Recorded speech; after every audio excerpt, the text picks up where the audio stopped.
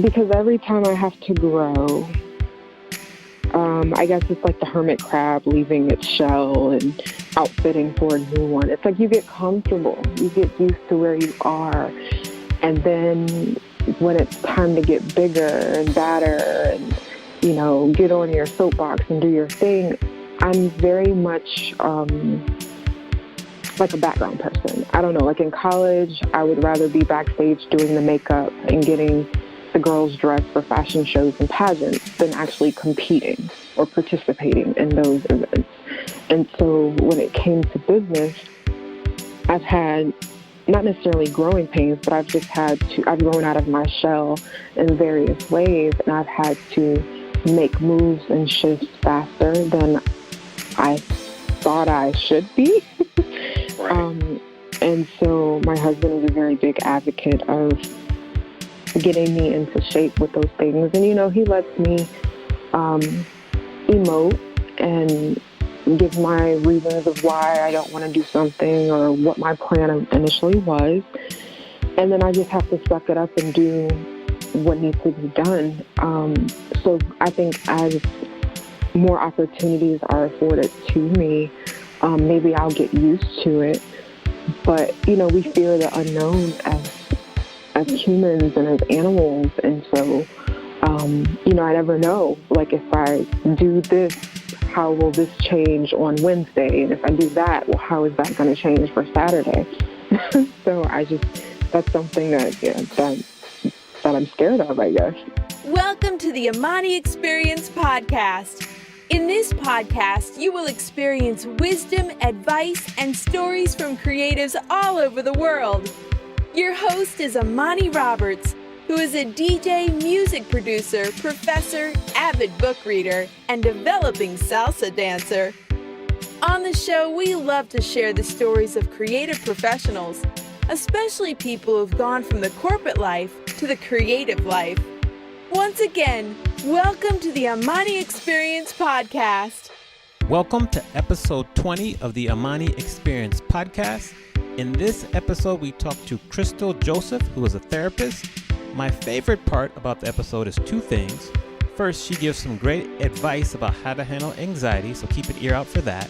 And then she also gives a great answer to why therapy is frowned upon in the minority communities, so keep an ear out for that as well.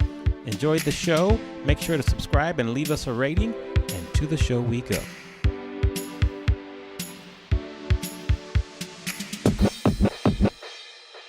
Welcome back to the show. I'm going to read today's guest's bio, and then we'll get right to the show. Our guest today is a licensed clinical professional counselor for the state of Maryland and a licensed professional counselor for the Commonwealth of Virginia, or what most people call a therapist. She is the owner of Psyc Your Mind, which is a thriving private practice in Silver Spring, Maryland. She partners with children, adolescents, and adults. Her interventions are outfitted with pop culture, media, and world event references as appropriate. When not in session, you can find our guest cooking with cast iron or curating her shoe collection. Nice. She resides in the D.C. metropolitan area with her supportive husband, Fabrice, and teacup Yorkie Lyric. I'd like to welcome Crystal Joseph to the show. Welcome to the Amani Experience Podcast. Thank you, Amani. Thanks so much for having me. Well, it's a pleasure to have you. We're excited. We want to do a quick geographical check-in. Right now, I'm in Los Angeles, California, and you are where? I am in Alexandria, Virginia. And I saw that your practice is based in Silver Spring, Maryland, correct? Correct. And that is where I grew up. So I grew up right where your office is. I think we established that I grew up maybe about a half a mile from where your office is. Yep, a nice 15-minute walk, right? And this nice, lovely cold weather we're having. Yes, enjoy that cold weather. It was like 72 degrees here in California today, but we're not going to brag. Well, we're really interested in hearing from you, hearing your story, and I want you to share what happened because based on my research, I know that I think it was one of your patients or one of the kids that you work with said you need to do this for yourself. So kind of start from there and tell us how you got going in business. Yeah. So during my residency, one of the children kind of said something to me to that effect, and he goes, well, why do you have a boss? And I laughed, and I was thinking, well, yeah, why do I? And I mean, no offense. I mean, you have to clear state regulations and tests and licensure procedures before you can practice independently. But with all that set aside, I was thinking, sure, why would I need to work under someone else when, this child views me as competent? Now, granted, children see things differently than most adults do. And I had actually worked in what the equivalency of corporate arena would be for my industry in between my undergraduate studies and grad school. So I went straight into building my own business within a year or two of gaining full licensure. Okay, and where did you go to school, both for undergrad and graduate school? Sure. So for undergrad, I went to the College of William & Mary. I'm an alumna, located in Williamsburg, Virginia. And for graduate school, I graduated from the Chicago School of Professional Psychology, their Washington, D.C. campus. Nice. And were you born and raised in Williamsburg, or did you come there from somewhere else? So I am from southeastern Virginia. I'm from the Tidewater 757 area. So I was born in Virginia Beach, so born and raised in 757. So if anybody's listening, that's my hometown. Yes. Home of also Missy Elliott, correct? Yes, correct. Absolutely. Yes, know it well. Cool. Oh, don't Great. forget Pharrell. You have to see Pharrell, too. That's right, my bad. And I love Pharrell probably, the most, so no disrespect, Pharrell. Please don't take offense. Where did the name Psyc Your Mind come from? Okay. So growing up in middle school, and, you say something to someone and you're joking, and then you say, psych. So we would spell it S-I-K-E, not understanding that that was the Greek or Latin version of psyche. And so I did a smashing of the words together. I wanted it to be kind of awkward and cumbersome for people to say, because I wanted it to get their attention, like, what is this? Why does this look like this? Why is this jumbled word that's not a word? And so I actually drew out the actual logo that is reminiscent of an old Batman TV show, DC comic, and I had it digitized, but that's the look I was going for, kind of like in your face. Let's talk about these things concerning mental health and therapy. Interesting. And then you talked about and mentioned in your bio how you use pop culture, current events, and trending topics in sessions. What inspired you to come up with that idea, and how does that work in a session? Sure. So what I've found is that my clients, and just in general, typical human beings, don't do well with being talked at or talked to, especially when you're doing what we call shop talk. So if I were to walk into a mechanic's office or in his garage and he starts telling me about all the stuff that's under my vehicle, I don't really know what he's talking about. But if he says, oh, your tires are like high-heeled shoes and you have to have the same type of high-heeled shoe on all of the car to make it go as fast as you need it to go, I would understand that. So I had to learn how to take a lot of my textbook knowledge and my training from school and kind of digest it and regurgitate it in a way that my clients of all ages, backgrounds, and ethnicities could understand. And most people, when they're not bogged down by the troubles of life, they're doing things that they enjoy. So this can include anything from a sporting event to listening to their favorite music artists, as we've named some of ours from my hometown, to, just watching TV. and movies. And so I've learned that some things do come up in session, typically offered by the client first. And in some ways I'm able to engage, and sometimes I have to admit, I haven't seen that yet, or I haven't listened to that yet, but I will. And so it's really a nice way to meet them where they are and just go from there and just say, like this play or like those music lyrics, this is how you can better adjust to your situation or maintain this coping skill or modify this behavior. Nice. Okay. Interesting. That's very interesting. So thanks for sharing that. In your opinion, what's important for creative professionals like yourself, myself, people who are entrepreneurs, what's important for us to succeed in today's business environment? Flexibility. 2017 has definitely taught me to be flexible. Because you said the creatives in the industry, I think anyone that has a creative spirit inherently has a level of flexibility and foresight. But sometimes when you're working with others and you're in this building structure of making your business come to life, things start to become a little more rigid, and you forget how to become flexible and lean this way and fall forward and move backwards, and also like trusting in yourself with that. And so I think that's something that we should be more aware of, because you're going to constantly be gaining knowledge of how to improve or lessons learned and things not to do anymore or learning from others. So, yeah, flexibility is something that stands out to me. Do you have like a favorite example of how you've been flexible this past year or two that you feel like sharing? Let's see. Well, yeah, in general, the industry itself. I will say that for us, we're trained to be highly time-oriented. So everything's run on the hour or 45-minute, 15-minute increment. And so you know the area very well, the D.C. metropolitan area, there's a lot of traffic.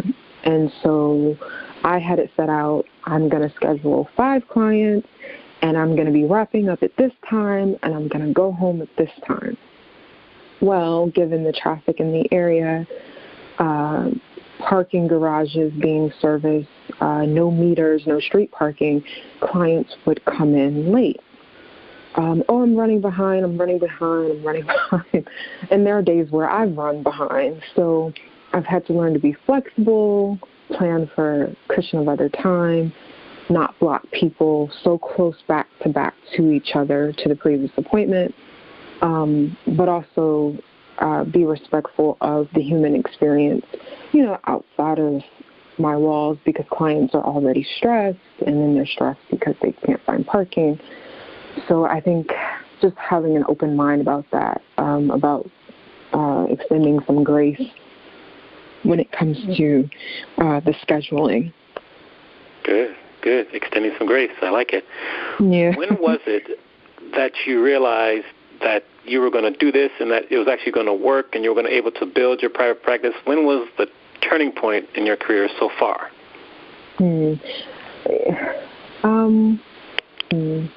I would say maybe fall of last year. So maybe fall of 2016.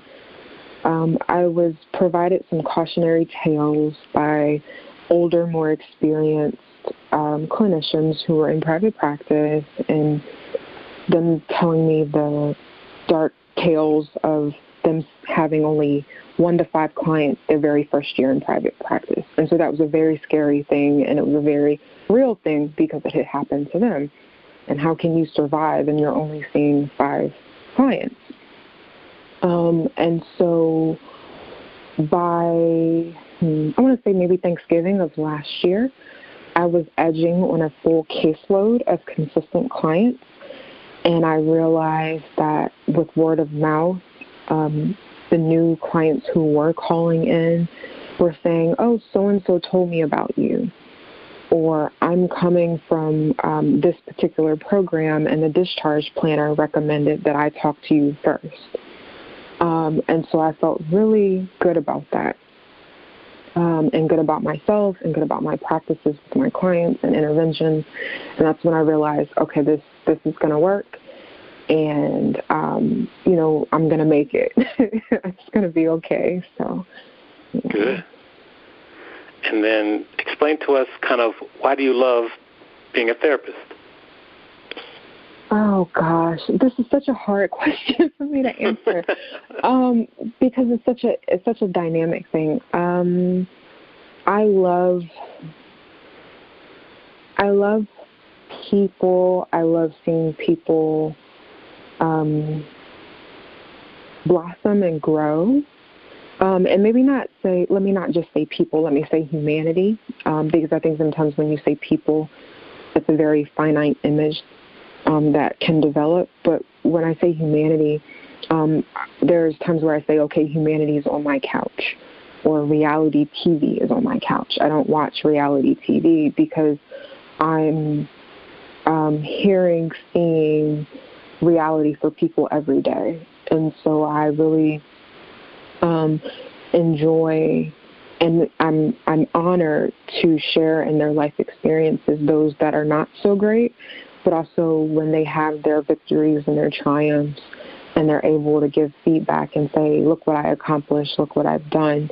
I don't take that lightly. And so it's just nice to know what one well-trained human can do for another human who's willing to kind of lay everything on the line and share their inner thoughts and their deepest, darkest secrets and their struggles and their passions, and want to work toward a common goal and make things happen for themselves. And I truly appreciate the honor of being a part of that process.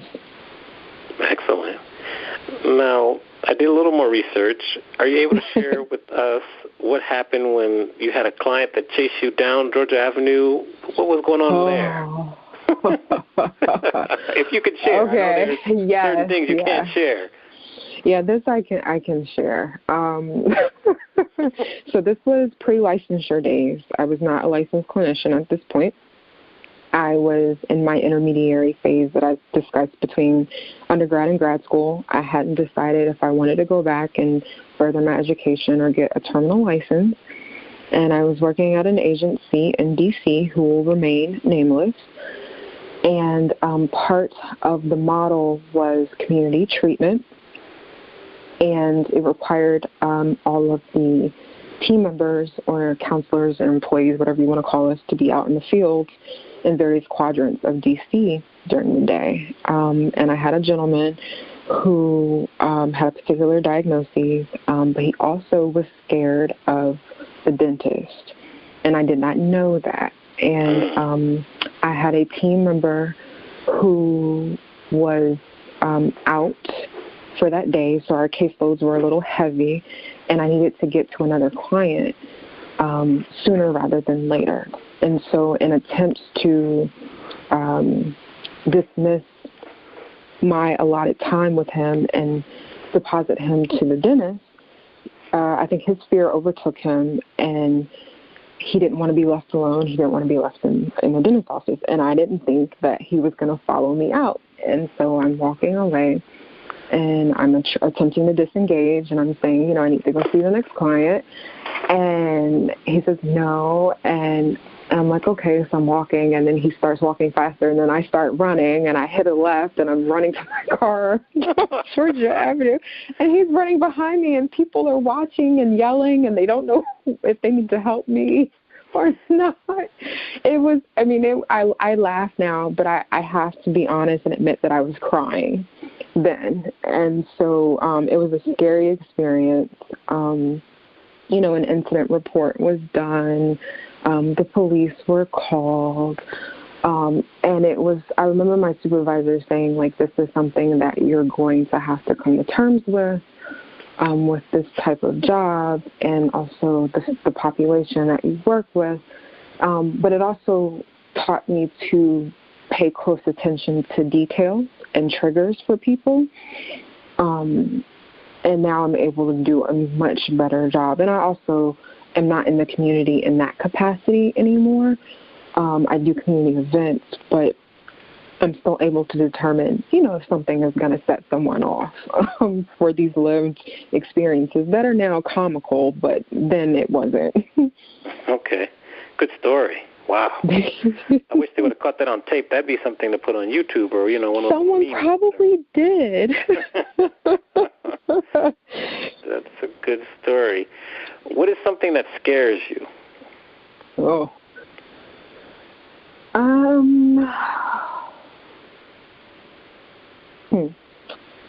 I think, this is going to sound so odd. Growth scares me. Growth? Mm-hmm. Okay, why? Because every time I have to grow, I guess it's like the hermit crab leaving its shell and outfitting for a new one. It's like you get comfortable. You get used to where you are. And then when it's time to get bigger and badder and, get on your soapbox and do your thing, I'm very much like a background person. I don't know, like in college, I would rather be backstage doing the makeup and getting the girls dressed for fashion shows and pageants than actually competing or participating in those events. And so when it came to business, I've had not necessarily growing pains, but I've grown out of my shell in various ways, and I've had to make moves and shifts faster than I thought I should be. Right. And so my husband is a very big advocate of getting me into shape with those things. And, he lets me emote and give my reasons of why I don't want to do something or what my plan initially was. And then I just have to suck it up and do what needs to be done. So I think as more opportunities are afforded to me, maybe I'll get used to it. But, we fear the unknown as humans and as animals. And so, I never know, like if I do this, how will this change on Wednesday? And if I do that, well, how is that going to change for Saturday? So that's something that I'm scared of, I guess. Okay. And what can people who also kind of have a fear of growth, how can they kind of get past that fear to keep? And, work toward whatever goals, and you're fine. And, even if you fall on your face a couple of times, you get back up and you know why you fell on your face. Learn why you tripped and what made you fall, and attempt to, build yourself stronger for the next time. Nice. Okay. Now, a fun fact about Amani is that both my parents were psychologists, so the industry that you work in is close to my heart. I know it's a very crowded space. How do you rise above all the noise and competition and distinguish yourself? Oh, I love that question. Okay. So that's a twofold question. So my part A answer is I did a lot of market research, which scared me. Because as you know, in our area, there's a high saturation of everything. Everything is heavily saturated, but particularly when you're looking for office space, you could have a therapist on the floor above you, the floor below you, on the same floor as you, down the block. So this is a very good question. There's a hashtag phrase going around currently that says community over competition. So that old way of if you can't beat them, join them. And so if you facilitate a level of community and support for each other, there will not necessarily be competition. And so that's looking to your fellow man, fellow woman, and supporting them in any way you can. And also, from an industry standpoint, there's only one of me, and there's many people who need therapeutic services. And so once I max out my caseload of 20 to 25 people a week, when the 26th, 27th, and 28th person call, I have no choice but to refer out.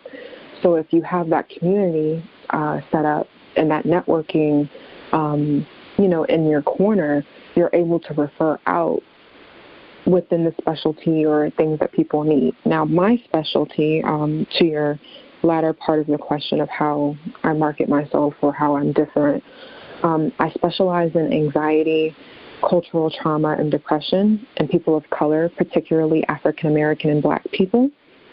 And so because of my undergraduate studies of Black studies and combined with psychology, I took that not knowing that I was going to be able to use it currently in life. And so I refined everything when I got to grad school, and now I can actually sit in front of my people and help them in a valid, reliable, evidence-based, consistent way that a lot of other people may not be able to do so in the same way based on my training and lived experience. So the fact that you focus on anxiety, what are some quick tips for people who suffer from anxiety, whether it be anxiety about job performance, anxiety about their love life, or anxiety about maybe a child that's gone away to either go to school or to move to a different city? What are some tips that you share with people to help them get through anxiety? Sure. So I always say your feelings, your emotions, and your thoughts are valid.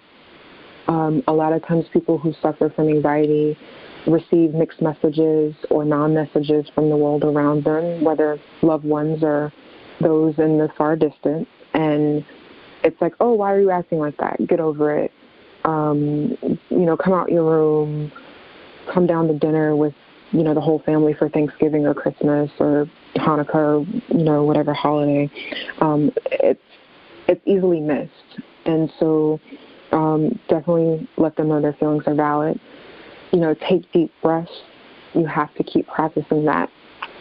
If you feel like you can't control anything around you, the very one thing you can control is your breath internally. So capture that, focus on that. Breathe in, breathe out.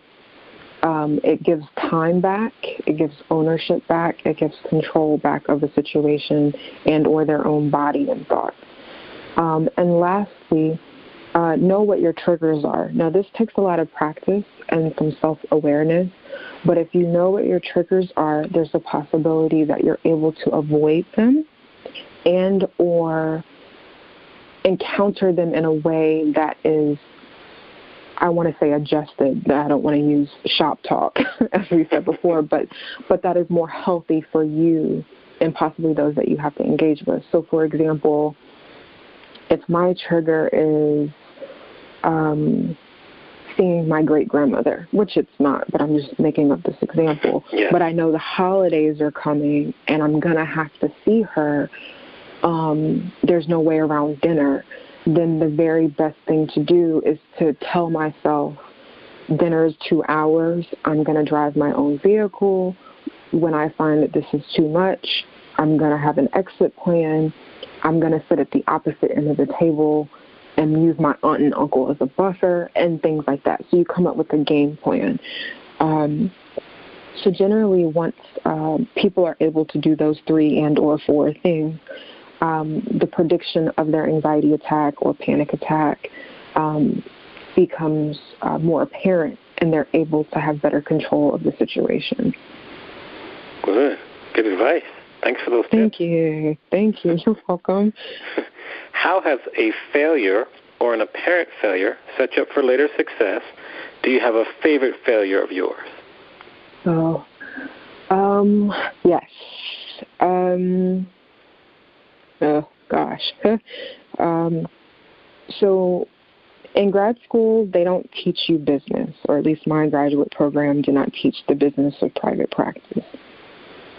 So you learn all of the clinical tool work, but you have no true understanding of how to run a business, contracts, things of that nature.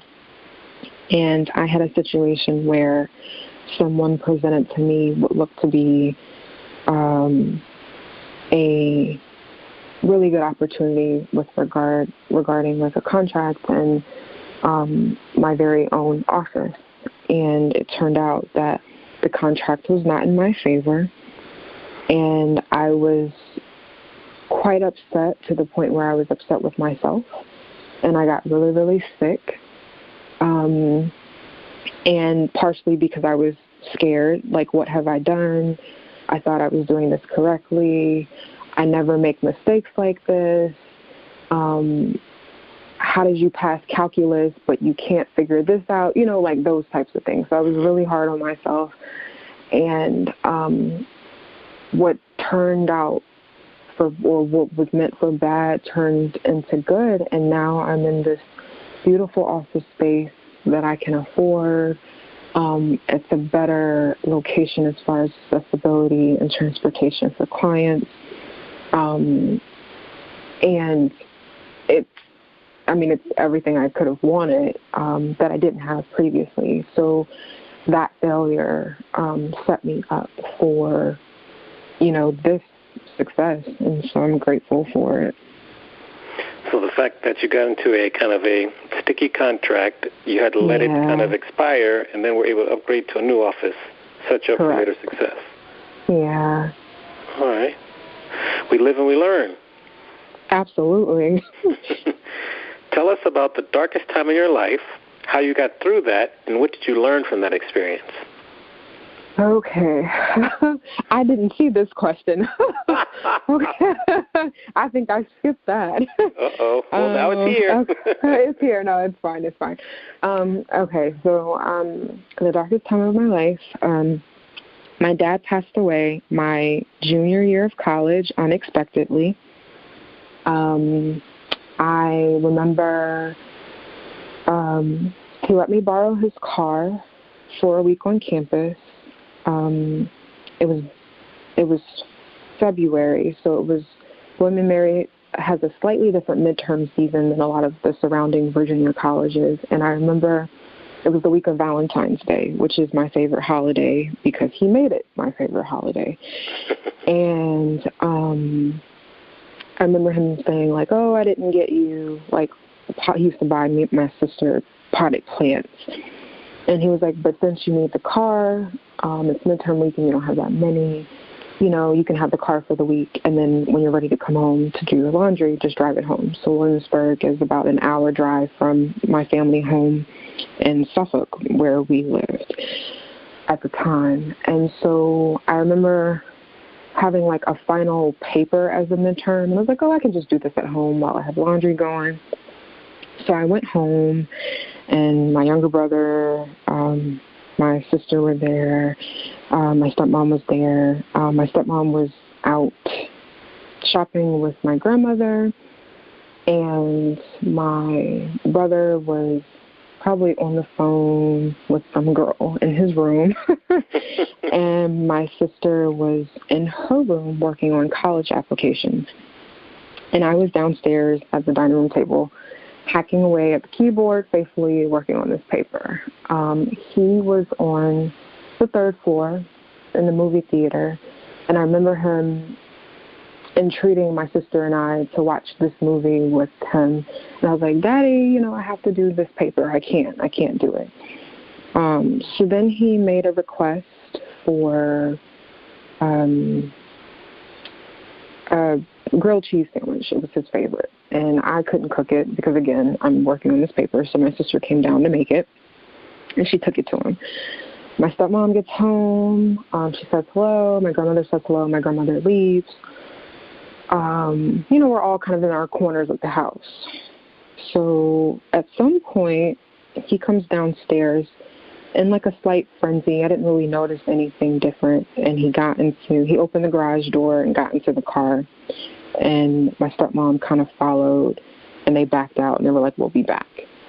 And so I didn't think anything of it. Now, mind you, Suffolk is like in the boondocks of the 757, so it's cornfields. It's not as developed as, say, like Virginia Beach or Chesapeake or Newport News. And I didn't know where they were going. It was like 9:30 at night. And so I remember maybe about an hour and a half later, the doorbell rang, which I thought was odd because the car was backed out of the driveway, like they'd be coming through the side door. And so I put everything down. The house was really quiet. And so I walk to the front door, and I look out the window, and Glenn was there with Cindy, and my bishop and his wife were there, and I think my stepmom was like off to the side, and I opened the door, and all I remember is screaming. And I don't really remember much after that.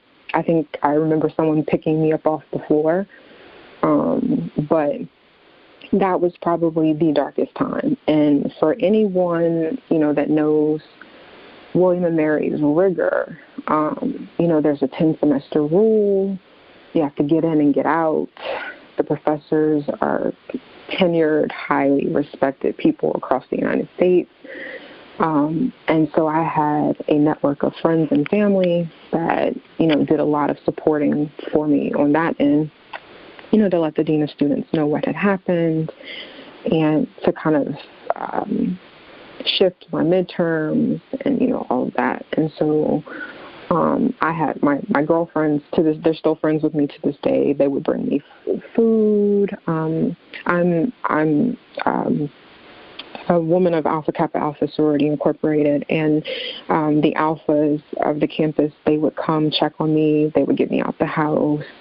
When I did go back to campus, my roommate would kind of drag me out of bed to help me get to class. I mean, I had the best support system ever. So I remember at his service, it was standing room only.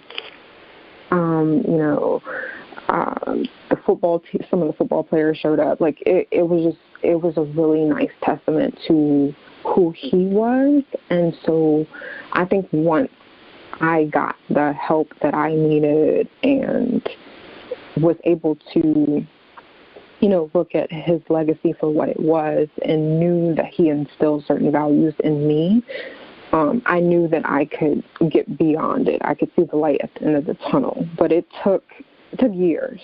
It took a while. So I was angry for a lot of different reasons, at a lot of different people. But you eventually heal and you get over it and you can see the bigger picture. And, he was a very good person, very good man, very good father. And so, part of my why and, why I grind so hard is like, oh my gosh, you don't ever stop moving. That's like not that my dad didn't stop moving. I believe in sleep. I have to have my 8 hours. But, he made sure he supported and he provided for not just his family, but anyone that he considered family, friends. So that was just something that, at a young age, it took the wind out of me. And it took, I think it took my smile away. A piece of my heart was gone. So, yeah. Okay. Good story. Well, not a good story, but thanks for sharing. No, absolutely. No worries. This might be the same answer, but who was the person that was most influential for you growing up? Yeah, it's a lot of different people for different reasons. He obviously is a big one when it comes to work ethic. And, he would always say,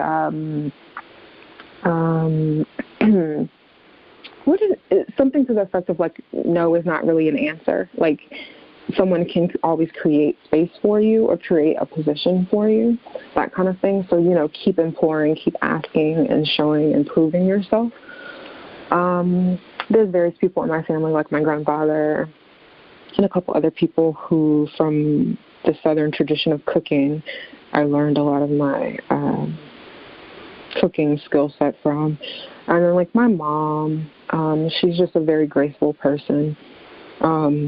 My stepmother and her mother, my grandmother, certain traditions like the Easter egg hunt, or I was MTV's Sweet 16 before there was Sweet 16. So I had a birthday party every year, and I would pass out my invitations in school, and people would ask, wait, I'm not on the list? I didn't get an invitation? Oh, what's going on? So those traditions are near and dear to my heart. So things like that. So, yeah, those people are very important to me. All right. Now, if we could go back to when you were 21 years old. I believe you were still at William and Mary, correct? Mm-hmm. And we could share some advice. So Crystal, from now, is going to sit down with 21-year-old Crystal. What advice would you share with her? I would say you are enough. And it's okay to feel the way that you feel. And not everyone is ready for your truth, but continue to speak it. Okay. And when you say you are enough, what do you mean by that? William and Mary, it's a tough crowd. And you're there with the cream of the crop, the best of the best. And you go from being top of your class in high school to being like the average C student, or at least for me, that was the case. And so there was a level of perfectionism that I think may or may not have been instilled in me, and not for bad reasons, but just like, you got to do this, and then studying and racking my brain, and then still coming out with like a B- or C+. I'm thinking, what is going on? It's just knowing that my efforts were enough, and I was doing the best I could given the track record of the professors or the school. All right. What is the one lesson in life that took you the longest to learn?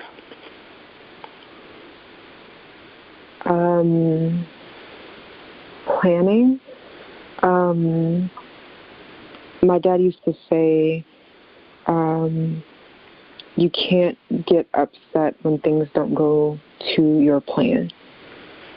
I think I didn't learn that when he said it. And I think that lesson took me the longest to learn, because I would become infuriated as a child to the point of tears when things didn't go the way I had planned them. I sound like Baruka on Willy Wonka Factory. Daddy, I want to go next. So it was a lot of open-mindedness and open-heartedness, if that's a word, and flexibility that I've learned, especially like as a businesswoman. I would say within the last 5 years of being groomed and wanting to do this, for me and for my people, the powers that be are their own structures, and you have to flex their way sometimes. Or you thought one thing was one way, and being married, you're thinking one thing, but you're communicating another. You have to be flexible in that way. Or down to the traffic. I leave the house and I'm thinking enough time to get to work, and I'm still not there, so I don't get to get paperwork and stuff done. So definitely not becoming upset with things that are just completely out of my control. It's good to have a plan, but not be so tied down to it and married to it that it messes up your entire day. Right. Okay. Every great person has a sentence. What is your sentence? So, for example, my sentence would be, I help people unlock their creativity by teaching them how to DJ. What is your sentence? I would say truth is not tattooed on me for no reason. Oh, explain that one. That's a good one. Yeah. So I have a tattoo on my wrist. It's in French, and it's vérité, which is the French or Latin derived, like when people say the verity of something, but the truth of something. And I got this tattoo. This was my first tattoo. I think I was a sophomore in college when I got it. And it was an affirmation for myself to remember that it's my truth, remain true to who you are, your integrity, and things of that nature. But I've also learned that when espousing my truth is not other people's. It may not line up with theirs. It may offend them or scare them or worry them. And I've learned recently to just be okay with that. I'm not everyone's cup of tea. The humor I find in it is, of course, during session when my clients say something and I can be a little confrontational, or I'm trying to draw something out of them to get them to understand something that's deeper that could be going on with them. And I get some pushback, or, they get a little upset with me. And I chuckle and I say to them, it's not, it's not to be mean, but, verbalizing the truth is important. You need to hear it. And so I think they appreciate me driving that out of them so that they can hear it for themselves and see it for themselves. But it's a constant reminder for me. All right, fair enough. Now, what is one new habit that you've added to your daily routine in the past year or so that has been most beneficial? Checking my finances. Okay. Do tell. Yeah. So every day I check my business account as well as my personal accounts. And it's that whole premise of, if someone stole a penny from 15 people every day, they'd be rich in so many years or what have you, so many days. And it's just to the point of, because I'm doing business for so many people and with so many people, I think it's a good practice that anyone that is in business should do, so that you know that your dollars and cents are adding up, but also before bringing on other professionals to help you with your financial components, which I have done recently. And so now that I know how my money comes, when it comes, how fast it comes, what it adds up to, even though someone else is assisting with me with that, I still check in as the owner of those accounts to make sure, everything is on the up and up and it's where it's supposed to be. But I think I feel like an adult. I think that's something that we don't learn in the Black community, or talk about as much. And depending on the type of schooling you go into, you don't get as many classes on financial management. So that's something, a daily habit that I now have, thanks to my husband. Yeah, very good. That's a great suggestion. Now, we're big readers here on the Money Experience podcast. So is there one or more books that you think everyone should stop what they're doing right now and start to pick this book up and read it right away? So, yes, I have a few. Share away. Okay. So one is We're Gonna Be All Right. And gone is not gone. It's gone, G-O-N, with the apostrophe to show the dissolving of the E. And it's Notes on Race and Resegregation by Chang. And this is a selection of essays published right after Ferguson. And it goes through and talks about everything from your neck of the woods in LA and Oakland and San Francisco, all the way to your roots being here in Silver Spring, Montgomery County, Loudoun County, PG County, Fairfax County, and it has a nice scope of things that people don't always talk about or are aware of when it comes to race and the history of how things have affected the Black community. So there's that book. And then there's a book called So Good They Can't Ignore You.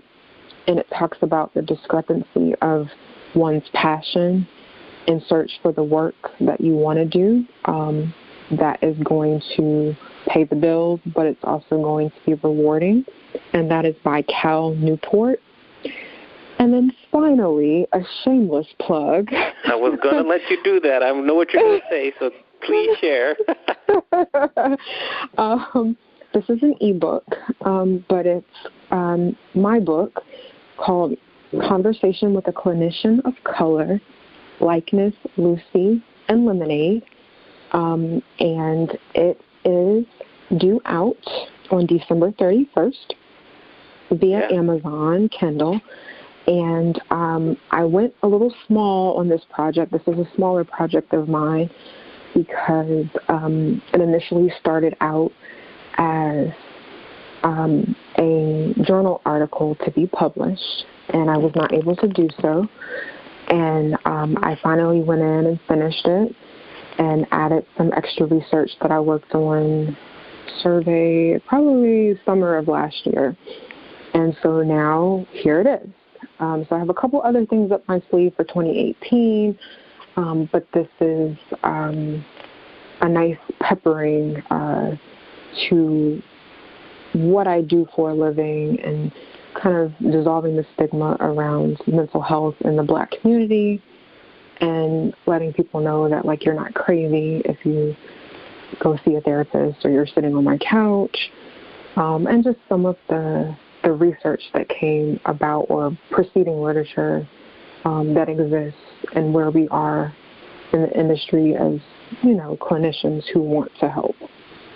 All right. Well, congratulations on your first book release.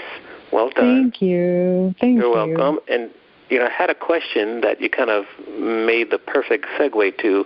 Why do you feel, and you can give a real brief answer, we don't want to spoil what's in the book, but why do you feel that going to therapy has such a negative connotation in specifically the African American community and most minority communities? I think it was, or I guess it still is, it's been for a long time dominated by our white counterparts, and some of the level of distrust over the years from various institutions of slavery, Jim Crow laws,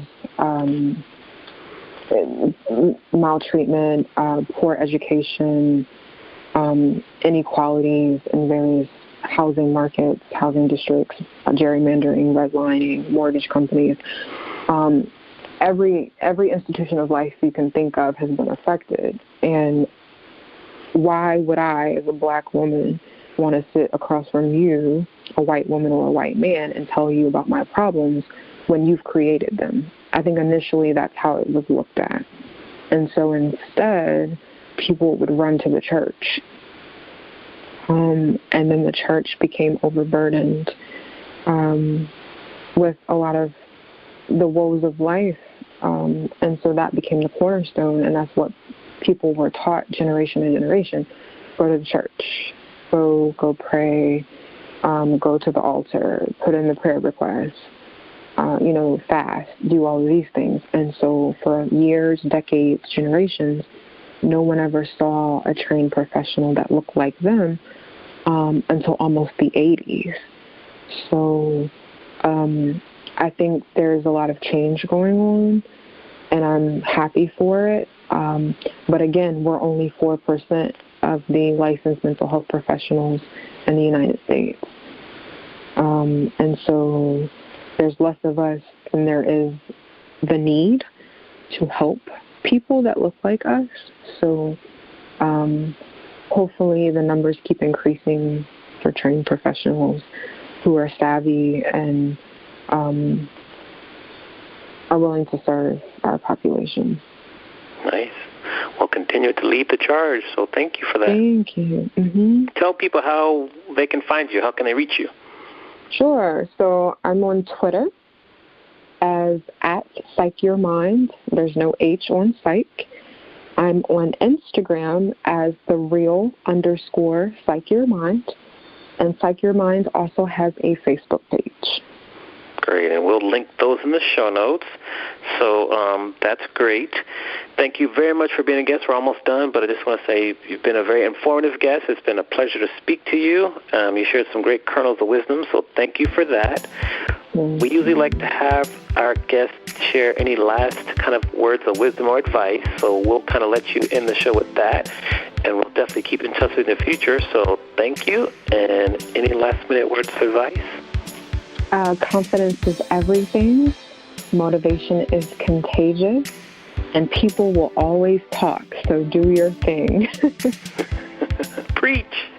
Well, thank you very much, and we will continue to stay in touch. Thank you. Thank you for listening to the Amani Experience podcast. You can check out the show notes on amaniexperience.com/podcast. Please remember to leave us a review on the platform you are listening on, and share this podcast with anyone who you feel would benefit from listening. See you soon on our next episode.